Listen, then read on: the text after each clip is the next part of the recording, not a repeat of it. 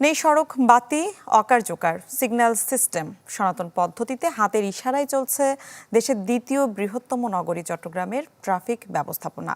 ফলে কেউ আইন মানেন তো কেউ মানেন না। তাই শৃঙ্খলা ফেরাতে রাজধানীর মতো চট্টগ্রামেও এআই ক্যামেরা বসানোর উদ্যোগ নিচ্ছে সিএমপি। এজন্য চলছে জরিপ কাজ। চট্টগ্রামের ১৬ শহর ২ নম্বর গেট, যেখানে নিয়ম নীতির তোয়াক্কা না করে বেপরোয়াভাবে চতুর্মুখী চলছে যানবাহন। সড়ক বাতি অকার্যকর হওয়ায় হাতের ইশারায় যান চলাচল নিয়ন্ত্রণ করছে ট্রাফিক পুলিশ।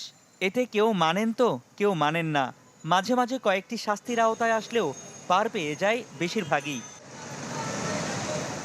এই চিত্র প্রায় পুরো শহরের। কেউ উল্টো পথে চলেন, আবার কারো নেই হেলমেট। ভ্রাম্যমাণ আদালতে ধরা পড়লেও আইন না মানার অজুহাতেরও কমতি নেই তাদের। জাস্ট আমি তাড়াহুড়ো করে বের হয়েছি, আমার হেলমেট আরেকটা নিতে আসলে ছিল না, খেয়াল ছিল না। জ্যাম লাগে যায়, ওই কারণে উল্টা পথে যায়। অনেকে মনে করেন যে ইচ্ছে তো জানে, কিন্তু তারপরেও যাচ্ছে, কারণ আইন শৃঙ্খলা বলতে কোনো ঠিক নাই। ট্রাফিক কতক্ষণ দেখবে? আইন প্রয়োগকারী যিনি থাকেন উনি মানবিক বিবেচনায় অনেক কিছু হয়তো ছাড় দেন।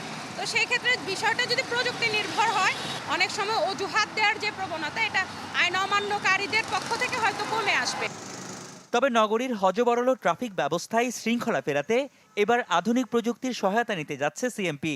রাজধানীর মতো চট্টগ্রামেও রাস্তায় এআই ক্যামেরা চালুর পরিকল্পনার কথা জানান পুলিশ কমিশনার। এজন্য চালানো হচ্ছে একটি জরিপও। এআইটার জন্য আগে আমাদেরকে পুরো সিটিটাকে সার্ভে করতে হবে। আমাদের বড় বড় যে সমস্ত গুরুত্বপূর্ণ জাংশনগুলো আছে, যে গুরুত্বপূর্ণ যে আমাদের মোড়গুলো আছে, আমরা ওইটার থেকে কোন ব্যবস্থাপনায় আমরা যাব, কীভাবে করতে হবে বা কয়টা ক্যামেরা লাগতে পারে, এই সার্ভেগুলো আমরা এখন করছি। এটার কস্টিংটা কেমন হতে পারে, এই সার্ভেটা আমাদের এখন চলছে আর কি। আমরা এটা সক্রিয়ভাবে এটা আমাদের বিবেচনায় আছে। এটা অবশ্যই আমরা ওই দিকে যাব। আধুনিক প্রযুক্তির ব্যবহারের পাশাপাশি ট্রাফিক ব্যবস্থাপনায় অকেজো সিগন্যাল সিস্টেম কার্যকর করার পরামর্শ দিলেন এই নগরবিদ। ট্রাফিক যে সিগন্যাল বাতিগুলো আছে, এগুলোর মালিক সিটি কর্পোরেশন, কিন্তু ব্যবস্থাপনায় আছে সিএমপি ট্রাফিক বিভাগ।